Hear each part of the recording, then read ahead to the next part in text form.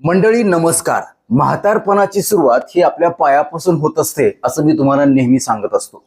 तरुणपणी जसं आपण आपल्या स्वतःच्या पायावर उभं राहण्यासाठी धडपडत असतो, अगदी तसंच किंवा त्याच्यापेक्षा जास्त महत्व असतं म्हातारपणी आपण आपल्या स्वतःच्या पायावर उभं राहणं, म्हणजे आपले पाय मजबूत असणं, आपल्याला चालता फिरता उठता बसता पायऱ्या चढता व्यवस्थित येणं हे अत्यंत महत्वाचं असतं. परंतु जसं जसं वय वाढतं 40, 50, 60च्या नंतर आपल्या पायाच्या स्नायूमध्ये कमजोरी यायला लागते. त्याचं एक महत्वाचं कारण म्हणजे सार्कोपेनिया. म्हणजे नेमकं काय, तर वाढत्या वयामध्ये जर आपण शास्त्रोक्त हालचाली आपल्या पायाच्या केल्या नाहीत आणि पुरेसा व्यवस्थित योग्य आहार पोषक तत्व आपण आपल्या आहारामध्ये घेतली नाहीत तर आपल्या स्नायूचा आकार काय होतो, कमी होतो, ज्याच्यामुळे स्नायूमध्ये कमजोरी येते. आणि स्नायू म्हणजे आपल्या हाडांसाठीचे महत्वाचे सिमेंट असते, ज्याच्याशिवाय हाडांना अर्थ प्राप्त होत नाही, सांध्यांना अर्थ प्राप्त होत नाही. हाडं आणि स्नायू हे एकत्रितपणे आपल्या पायाला मजबूत करण्यासाठी मेहनत घेत असतात, प्रयत्न करत असतात. आणि म्हणूनच आजच्या व्हिडिओमध्ये मी तुम्हाला वाढत्या वयानुसार आपल्या पायाची कमजोरी कशी आपल्याला रोखता येईल आणि पायामध्ये मजबूती येऊन आपलं चालणं फिरणं बसणं उठणं पायऱ्या चढणं कशा प्रकारे चांगलं सोपं जाईल यासाठीचे 5 सोपे सहज करता येतील असे शास्त्रोक्त व्यायाम सांगणार आहे. सोबतच 5 अशा सोप्या टिप्स सांगणार आहे, ज्याच्यामुळे तुम्हाला पायाच्या संबंधित असणाऱ्या सगळ्या समस्यांपासून नैसर्गिकरित्या आराम मिळण्यासाठी मदत होणार आहे. विनंती असेल की प्रत्येक स्टेप प्रत्येक मुद्दा बारकाईने समजून घ्या, त्याच्या मागचं शास्त्र समजून घ्या. अजून एक विनंती असेल, जर चॅनलवरती नवीन असाल किंवा आजपर्यंत आपलं चॅनल तुम्ही सबस्क्राईबच केलं नसेल तर आता लगेच बाजूचं बेल आयकॉनचं बटन दाबून चॅनल सबस्क्राईब करा, जेणेकरून आरोग्यविषयक अत्यंत महत्वपूर्ण अभ्यासपूर्ण आणि शास्त्रीय व्हिडिओज तुम्हाला सहज पाहता येतील, तेही अगदी मोफत. कारण सबस्क्राईब करायला पैसे लागत नाहीत. चला तर मी तुमचा जास्त वेळ घेणार नाही.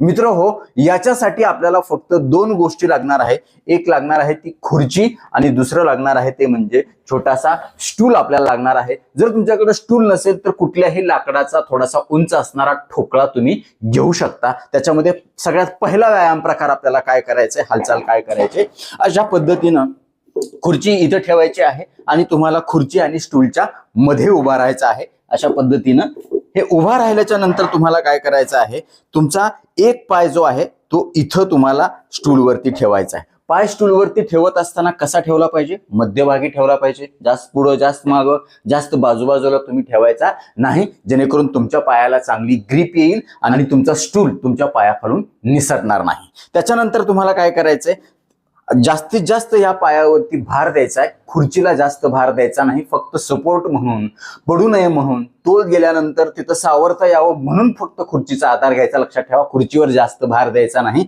आपल्या पायावर जास्त भार द्यायचा आहे. आणि आपल्याला काय करायचं आहे, सावकाश आपला हा जो पाय आहे दुसरा तो आपल्या या पायाजवळ आणून ठेवायचा आहे. हे अशा पद्धतीनं किती वेळा करायचंय, 10 वेळा. बघा, सावकाश माझ्यासोबत करा हा व्यायाम. व्हिडिओ चालू असतानाच दररोज हा व्हिडिओ लावून माझ्यासोबत माझ्या समोर करायचंय. बघा मित्र हो, हे करत असताना इकडं अशा पद्धतीनं झुकायचं नाही किंवा इकडं पण अशा पद्धतीने झुकायचं नाही. शरीर एका स्ट्रेट पोझिशन मध्ये राहील याची आवर्जून काळजी घ्यायची. बघा, 1, सावकाश खाली उतरायचं, 2, 3. याच्यामुळे काय होणार आहे, आपलं साइड ग्लूट्स जे असतात किंवा ज्या बाजूबाजूच्या ज्या स्नायू असतात त्यांच्यामध्ये मजबूती येणार आहे. 3, सावकाश, 4, 5, 6, विठ्ठल रुक्माय, 7, रामकृष्ण हरी, 8, 9 आणि 10. Very good. त्याच्यानंतर विरुद्ध पायाने आपल्याला करायचंय. बघा, हा पाय आता स्टूलवरती ठेवायचा आहे. बघा, आणि दुसरा पाय त्याच्या बाजूला आणून ठेवायचा आहे. सावकाश, 1, खुर्चीचा सपोर्ट घ्यायचा असेल तर घेऊ शकता, 2, रामकृष्ण हरी, 3, चार, सावकाश, पाच,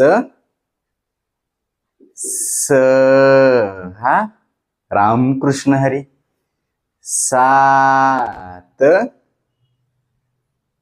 आठ,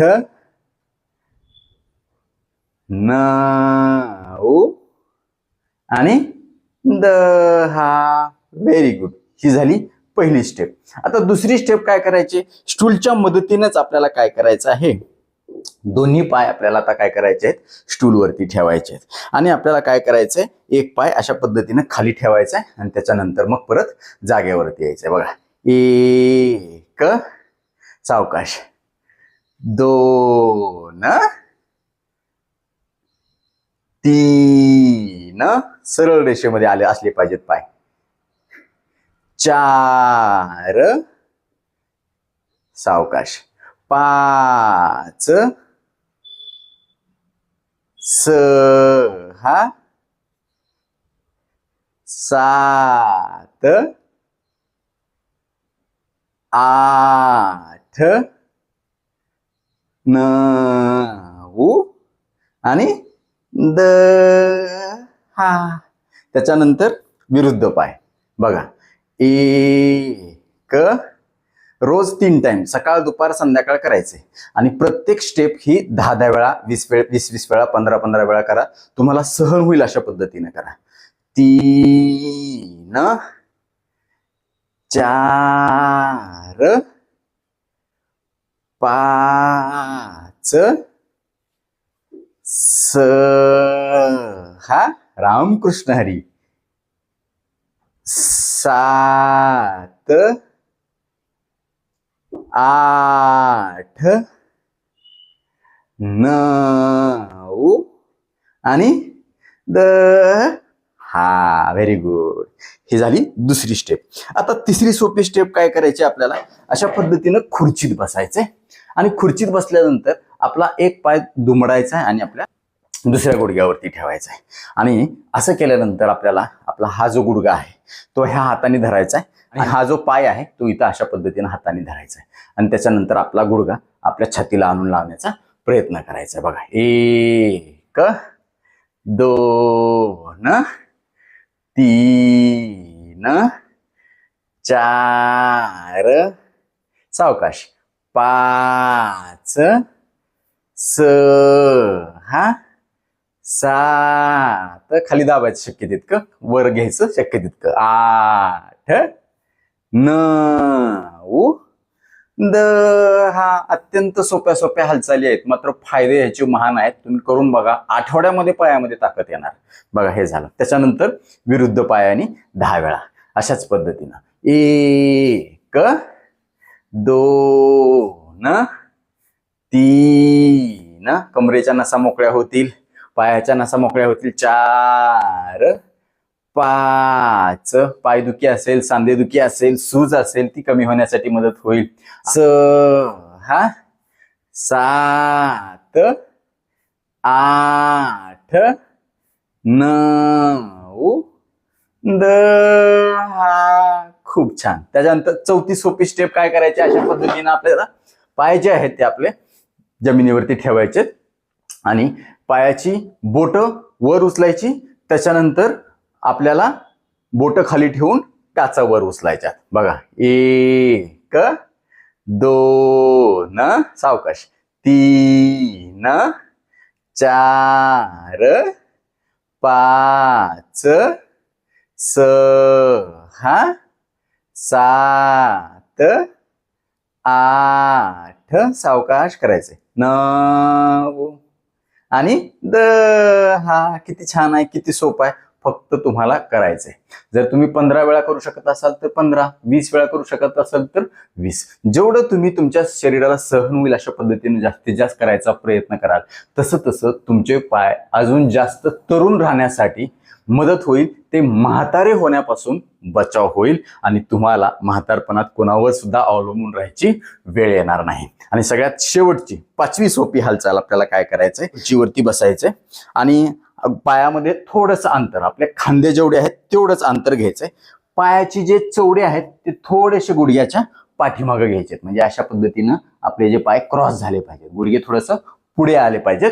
आता काय करायचं आपल्याला, हात अशा समोर धरायचे आहेत आणि आपल्याला सीट वर उचलायचे, सावकाश वर उचलायचे हे अशा पद्धतीनं, आणि परत सावकाश आपल्याला काय करायचंय, खाली बसायचे हे अशा पद्धतीनं. हे बघा, एक, सावकाश उठायचे, 2, उठताना लवकर उठायचे, बसताना हळूहळू बसायचे, 3, सावकाश उठायचे, टोकाला बसायचे, 4, राम कृष्ण हरी, 5, राम कृष्ण हरी, 6, राम कृष्ण हरी, 7, राम कृष्ण हरी, 8, राम कृष्ण हरी, 9, राम कृष्ण हरी, 10, राम कृष्ण हरी. ह्या झाल्या 5 शास्त्रोक्त हालचाली. आता सगळ्यात महत्वाचा शेवटचा मुद्दा ते म्हणजे पायाची ताकद वाढवण्यासाठी आपल्याला 5 महत्वाच्या टिप्स कुठल्या आहेत. त्यामध्ये सगळ्यात पहिली आणि महत्वाची टिप आहे आहाराच्या बाबतीमधली. मगाशी मी उल्लेख केला सार्कोपेनियाचा, म्हणजे स्नायू बारीक होणं, त्यांचा आकार कमी होणं. ह्या स्नायूसाठी सगळ्यात महत्वाचं पेट्रोल कोणतं आहे माहिती आहे तुम्हाला? ते म्हणजे प्रोटीन, ज्याला आपण प्रथिनं असं म्हणतो. प्रोटीन हे आपल्या स्नायूसाठी टॉनिक असतात, आणि हे प्रोटीन जर आपल्याला वाढवायचं असेल तर काय केलं पाहिजे, तर आपण सर्व प्रकारच्या डाळी खाल्ल्या पाहिजेत. डाळी खाताना कशा खाल्ल्या पाहिजेत? घट्ट स्वरूपामध्ये, पातळ नाही. सकाळी आणि दुपारी आपण तुरीची किंवा अधूनमधून उडदाची किंवा मसुऱ्याची डाळ घेतली पाहिजे, आणि आवर्जून संध्याकाळच्या वेळेला मुगाची सालीसहित असणारी घट्ट डाळ आपण खाल्ली पाहिजे. यासोबतच प्रोटीन वाढवण्यासाठी तुम्ही रोज 4 बदाम खाऊ शकता, रात्री भिजू घाला. 1 अक्रोड खाऊ शकता, आणि सकाळी उठल्यानंतर त्याची साल काढून तुम्ही बारीक चावून खा. दात नसतील तर मिक्सर मधून काढा आणि कोमट पाण्याबरोबर ते घ्या किंवा दुधातून घ्या. दूध मात्र भेसळ रहित असावं, आपल्या विश्वासातलं असावं, शेतकऱ्याचं असावं. कुठल्याही पॉकेटमधलं दूध तुम्ही शक्यतो वापरू नका. आपण हल्ली बघतोय दुधामध्ये खूप मोठ्या प्रमाणामध्ये भेसळ होत चाललेली आहे. आतापर्यंत जी काही आपल्याकडून चूक झाली ती जाऊ द्या, इथून पुढे आपण काळजी घेतली पाहिजे. यासोबतच हे प्रोटीन वाढवण्यासाठी तुम्ही रोज 1 वाटी दही खा, किंवा दही नसेल तर ताक देखील तुम्ही घेऊ शकता. शिवाय मोड आलेली कडधान्य किंवा मटकी असेल, मूग असतील किंवा शेंगदाणे असतील, हरभरे असतील भिजवलेले, हे देखील तुम्ही खूप चांगल्या प्रकारे घेऊ शकता. किंवा फुटाणे जे असतात, जे भट्टीमध्ये भाजलेले कमी मिठाचे किंवा मीठ न टाकलेले फुटाणे सालीसहित तुम्ही जर खाल्ले तर तुमचं प्रोटीन वाढण्यासाठी खूप चांगली मदत होईल. लक्षात ठेवा, प्रोटीनचा आहार अत्यंत महत्वाचा आहे उतार वयामध्ये स्नायूमधली ताकद पुन्हा मिळवण्यासाठी, त्यांच्यामध्ये स्ट्रेंथ आणि मजबूती आणण्यासाठी. दुसरी महत्वाची टीप आहे ती म्हणजे आपल्या सांध्यांसाठी आणि हाडांसाठी महत्वाचं असणारं कॅल्शियम आणि व्हिटॅमिन D3 हे अत्यंत महत्वाचं असतं. हल्ली बऱ्याच रुग्णांच्या मध्ये व्हिटॅमिन D3 ची कमतरता आपल्याला बघायला मिळते. व्हिटॅमिन D3 किती असलं पाहिजे? कमीत कमी 50च्या पुढे असलं पाहिजे.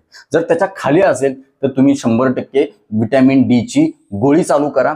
त्याच्यामध्ये 60,000 इंटरनॅशनल युनिटची जी गोळी असते ती गोळी तुम्ही दर आठवड्याला 1 गोळी दुपारच्या जेवणानंतर गिळायची, आणि त्याच्यावरून तुम्ही 1 कपभर दूध प्यायचंय. किंवा डाएट जो आहे, आहार जो आहे तो मग तुम्ही अंड घ्या, अंड्यातलं पिवळं घ्या जर तुम्ही नॉनव्हेज खात असाल, अंडी खात असाल तर अशा वेळेला. किंवा तुम्ही गुबगुबीत मासे घेऊ शकता जर तुम्ही नॉनव्हेज खात असाल तर. शिवाय तुमच्या आहारामध्ये दही आणि कमी साय असणारे जे दूध असतं, मगाशी सांगितल्याप्रमाणे ते दूध देखील तुम्ही ह्या व्हिटॅमिन D साठी घेऊ शकता. आणि सगळ्यात महत्वाचं, सकाळी किंवा सायंकाळी किंवा दुपारी कुठल्याही एका वेळेला तुम्ही सूर्यस्नान घेणं अत्यंत गरजेचं आहे.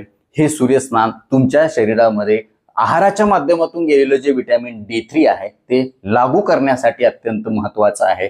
त्यामुळं ही देखील गोष्ट तुम्ही आवर्जून लक्षात घेतली पाहिजे. यासोबतच वेगवेगळ्या ज्या तेलबिया असतात, सीड्स ज्याला आपण म्हणतो, मग सूर्यफुलाच्या बिया असतील, तीळ असतील किंवा शेंगदाणे असतील, भोपळ्याच्या बिया असतील, ह्या देखील आपल्याला मुबलक प्रमाणामध्ये कॅल्शियम, मॅग्नेशियम आणि फॉस्फरस देतात, जे हाडं आणि सांध्यांसाठी अक्षरशः वंगनाचं किंवा टॉनिकचं काम करतात आणि ज्याच्यामुळं हाडं आणि सांधे मजबूत होतात. याचा देखील आपल्याला चांगला फायदा होतो. त्याच्यानंतर तिसरी महत्वाची जी टिप्स आहे ती म्हणजे तुमच्या आहारामध्ये फायबर मुबलक प्रमाणामध्ये गेलं पाहिजे, ज्याच्यामुळे तुमचं पोट साफ होण्यासाठी मदत होते आणि जेव्हा पोट साफ होतं तेव्हा पचनशक्ती सुधारते. मग ह्या फायबरसाठी वेगवेगळ्या प्रकारच्या हिरव्या पालेभाज्या, फळभाज्या, सॅलड, काकडी, टोमॅटो, बीट, गाजरचे 2-2 स्लाइस जरी जेवताना तुम्ही खाल्ले तर याच्यातली खनिज आणि याच्यातलं फायबर तुमच्या पचनशक्तीला मजबूत करतं, हाडांना, स्नायूंना मजबूती आणण्यासाठी मदत करतं. यासोबतच जी धान्य तुम्ही खाता, ज्वारी खाता किंवा गहू खाता, हे सालीसहित खा. त्याचा कोंडा तुमच्या चपातीमध्ये, भाकरीमध्ये असू द्या.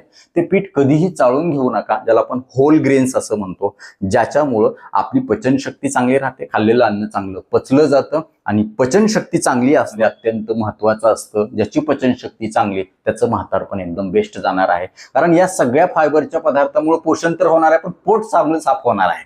बद्धकोष्ठता तुम्हाला कधी होणार नाही. कोठा जो आहे तो रोजच्या रोज साफ होण्यासाठी मदत होणार आहे. तर ही झाली तिसरी महत्वाची टिप्स फायबरच्या बाबतीमध्ये, तंतुमय पदार्थ म्हणतो आपण ह्याला. आणि चौथी महत्वाची टीप आहे ती म्हणजे तुमच्या दररोजच्या आहारातलं जे पाणी आहे ते तुम्ही वाढवलं पाहिजे. दिवसभरामध्ये साधारण 2.5 ते 3 लिटर पाणी पिलं पाहिजे. तुमच्या शरीराला पाणी व्यवस्थित पुरत आहे का नाही हे कसं ओळखायचं, तर तुमच्या लघवीचा रंग बघा. जरा जरी पिवळा वाटला तर समजून जा की तुमच्या शरीराला पाणी कमी पडायला लागले. आणि हे पाणी पित असताना मात्र संध्याकाळी 8-8:30 नंतर तुम्ही पाणी बंद करा. अगदीच तहान लागली तर 1-2 घोट पाणी प्या, जेणेकरून तुम्हाला रात्रीतून लघवीला उठण्याची वेळ येणार नाही. संध्याकाळचं जेवण लवकर उरका, म्हणजे जेवणामधून जाणारं पाणी जे आहे ते देखील लवकर थांबलं जाईल, लवकर बाहेर पडेल झोपताना, झोपायच्या आधीच, आणि रात्रभर तुम्हाला शांत झोप येणार आहे. तर जर तुम्हाला पाणी जास्त पिऊ वाटत नसेल तर तुम्ही लिंबू सरबत करून प्या, नारळाचं पाणी अधूनमधून प्या किंवा ताक प्या. वेगवेगळ्या भाज्यांचे जे पातळ सूप असतात किंवा कडधान्याचे जे सूप असतात त्याच्या माध्यमातून पाणी घ्या.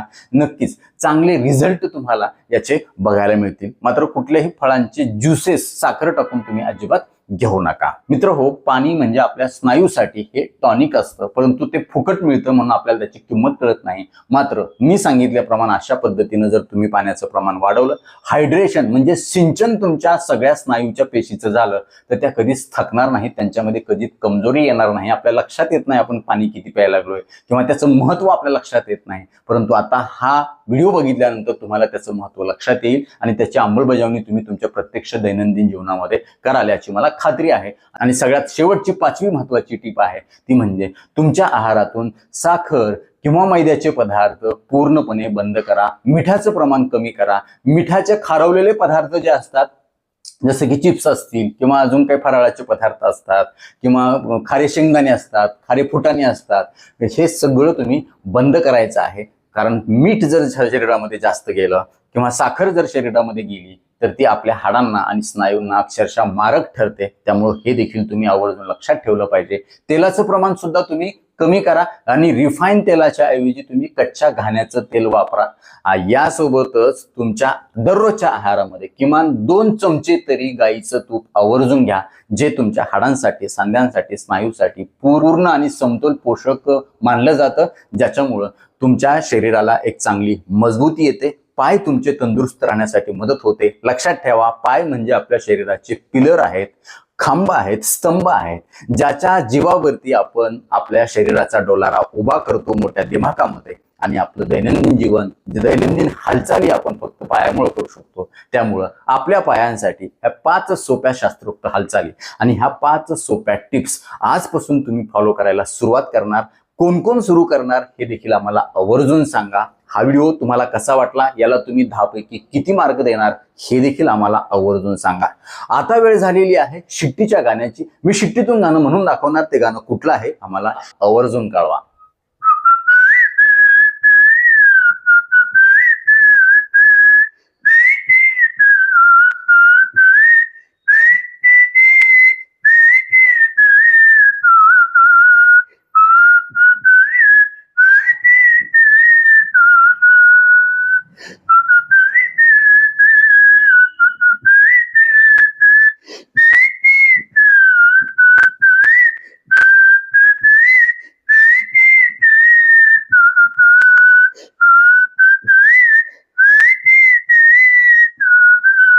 तर नक्कीच मित्र, हा व्हिडिओ तुम्हाला उपयुक्त वाटलाच असेल याची मला 100% खात्री आहे. व्हिडिओतली एक जरी गोष्ट तुमच्यासाठी महत्वाची कामाची वाटली असेल तर कृपया लाईकचं बटन न दाबता पुढे जाऊ नका. कारण जेव्हा तुम्ही आवर्जून लाईक करता तेव्हा आम्ही आवर्जून वेळ काढून व्हिडिओ बनवल्याचं आम्हाला समाधान मिळतं, सार्थक झाल्याचं वाटतं. यासोबतच हा व्हिडिओ आपल्या जास्तीत जास्त मित्र नातेवाईकांना शेअर करा, जेणेकरून त्यांना देखील म्हातारपणामध्ये त्यांचे पाय तंदुरुस्त ठेवता येतील, ते त्यांच्या स्वतःच्या पायावर उभं राहतील, ते तुम्हाला थँक्यू म्हणतील, मला देखील दुवा देतील, छान छान आशीर्वाद देतील. यासोबतच आरोग्याच्या बाबतीमध्ये तुमच्या मनामध्ये काही प्रश्न शंका असतील आणि माझ्याकडून तुम्हाला वैयक्तिक सल्ला मार्गदर्शन उपचार हवे असतील तर खाली दिलेल्या व्हॉट्सअप नंबरवरती आम्हाला हाय किंवा नमस्कार असा मेसेज पाठवा. यासोबतच आमच्या या आरोग्यविषयक कामाला तुम्हाला खरंच मनापासून सपोर्ट करण्याची इच्छा असेल तर आजच आपलं चॅनल जॉईन करा. परत एकदा जाता जाता आठवण करून देतो, विनंती करतो, चॅनल सबस्क्राईब केलं नसेल तर आता लगेच सबस्क्राईब करा. आपल्या मित्र नातेवाईकांना देखील आवर्जून सबस्क्राईब करायला सांगा, कारण तुम्ही केलेलं सबस्क्रिप्शन, तुम्ही केलेल्या लाईक्स आणि तुम्ही केलेल्या छान छान कमेंट्स हेच आमच्यासाठी टॉनिक असतं, ज्या टॉनिकच्या बळावर जोरावर या पुढच्या काळामध्ये आम्ही अजून चांगले आरोग्यविषयक शास्त्रीय माहिती देणारे व्हिडिओ बनवू, त्यासाठी आम्हाला प्रेरणा मिळेल. तुर्तास आजच्या व्हिडिओमध्ये इथंच थांबूया. लवकरच भेटूया नवीन व्हिडिओमध्ये नवीन विषयासह. तोपर्यंत आनंदी रहा, निरोगी रहा. धन्यवाद. रामकृष्ण हरी माऊली.